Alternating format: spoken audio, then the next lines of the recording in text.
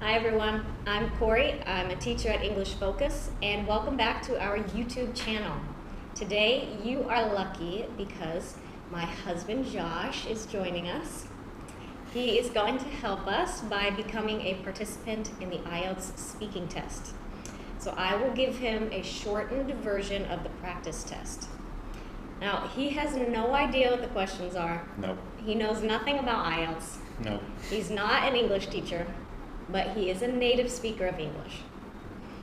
After I'm finished giving him the test, I will go back and I will tell you what he did well so you can use it on your speaking test and what maybe he could improve if there's anything.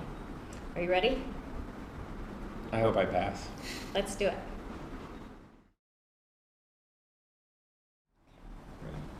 Okay, let's start by talking about your hometown or village. Okay. What kind of place is it? It's a small town, city. Maybe 30,000 people at the most. 30,000, that's too big. Maybe 20,000 people. There's only one middle school, one high school. When I was in school, 5 elementary schools. But it's kind of a place where everybody knows everybody else. What's the most interesting part of your town? Okay, so there is a waterfall that's actually really close to my house where I grew up. And the waterfall is 367 feet high, 100 meters high. So That's pretty cool. Yeah. What kind of jobs do people in your hometown do usually?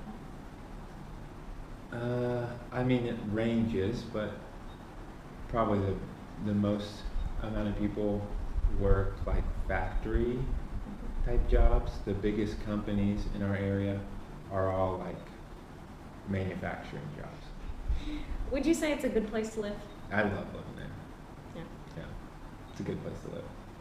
When you're young, it feels like I can't wait to get out of here. But now that I'm older, yeah.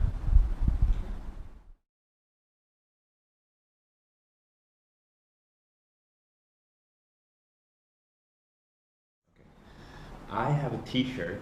Actually, I was wearing this t-shirt all day today. I got it from my grandmother.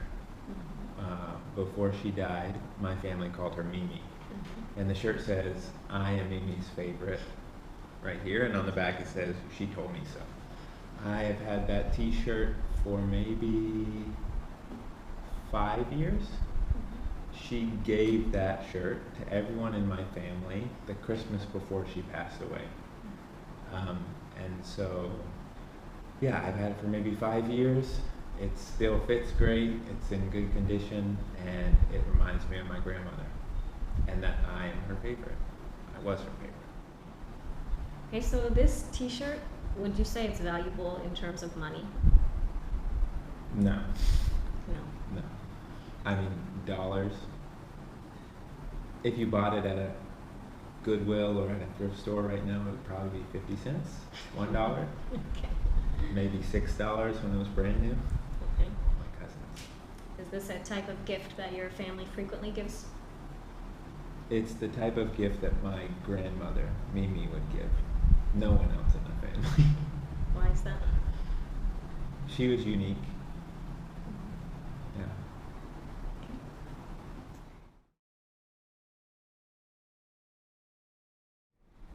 In your country, what kind of things give people status? I think definitely what kind of job you have and how much your salary is. Education, of course, whether you finished college or even had have a master's degree or doctorate. I think for young people, people my age and some of my friends, it's kind of cliche, but what their social media looks like. So the kind of pictures they post, where they go, who they're with,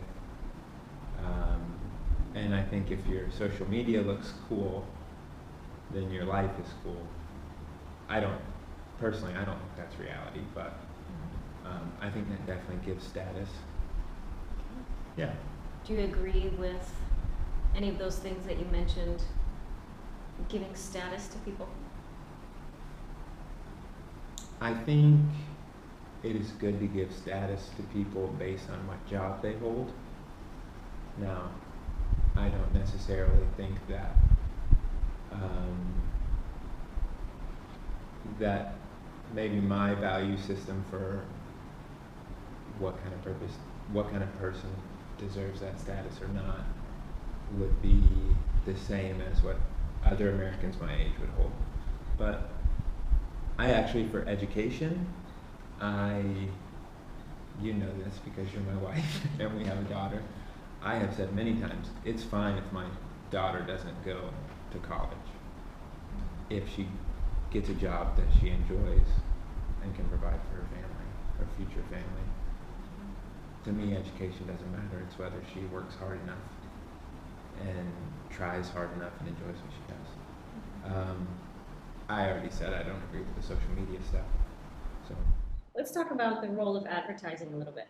Okay. Do you think advertising influences what people buy? Absolutely. Or else they wouldn't still have advertisements on TV. Well, even myself, if I'm watching a show and I see an advertisement come on for chips or Nescafe or something like that, I immediately think, wow, it'd be nice to have that thing. And especially when it gets more into things that I enjoy doing, like playing sports or watching movies or something. I think the advertisement, and they do such a good job of showing you the most interesting and the most appealing parts. So you definitely want to watch that thing, or you think, I'll be a great soccer player if I wear these shoes. It works on me, for sure.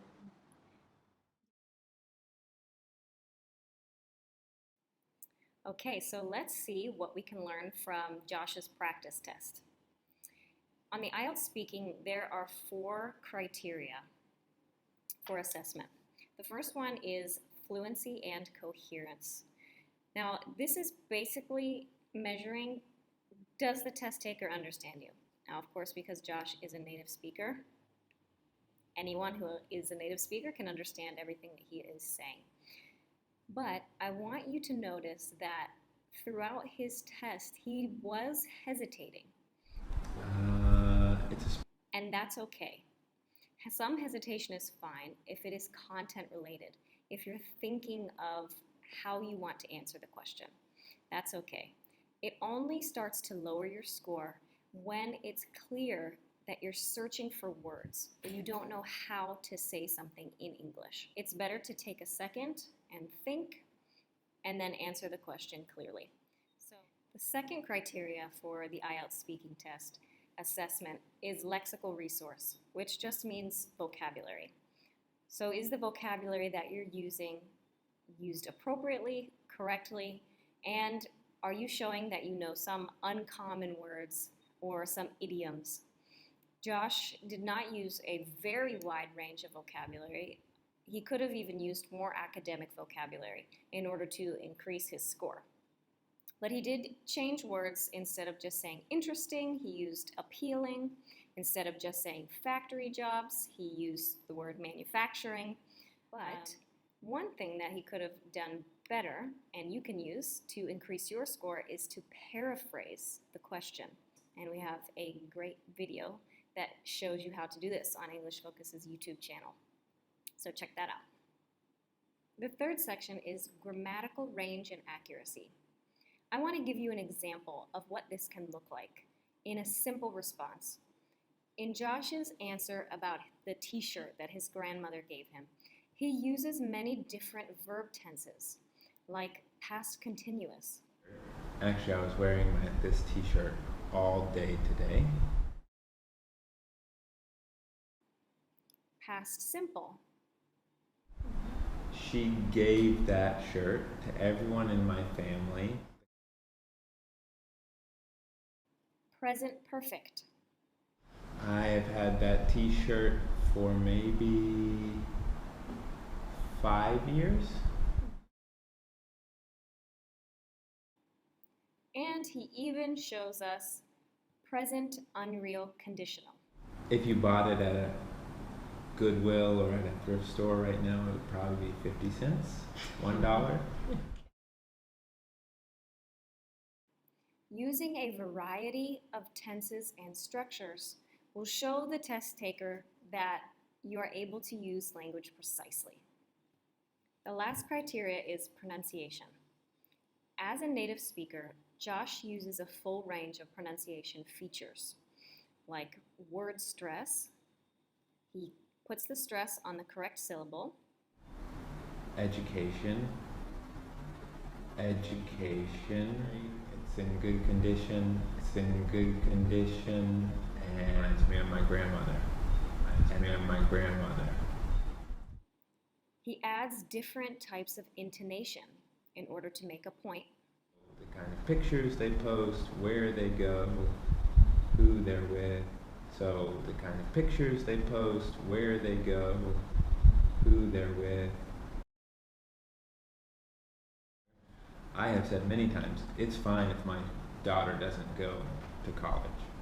I have said many times, it's fine if my daughter doesn't go to college.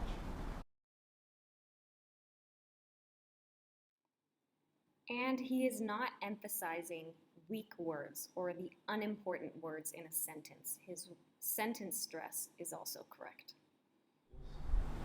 But it's kind of a place where everybody knows everybody else.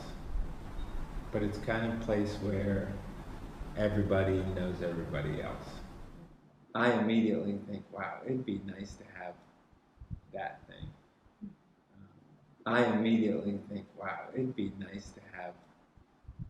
thing. Using those pronunciation features will help the test giver to understand you more clearly and will increase your score. So thanks for watching us today. Thanks to Josh for helping us out. I hope that some of these tips will help you as you prepare to take the IELTS test. Leave us a comment below if you have any suggestions or questions, and make sure to come into English Focus if you need to do a prediction test or you want to take a class with us. We'll see you next time. How do you think, Adam? I'm all sweaty. This is the last question. Boom, done.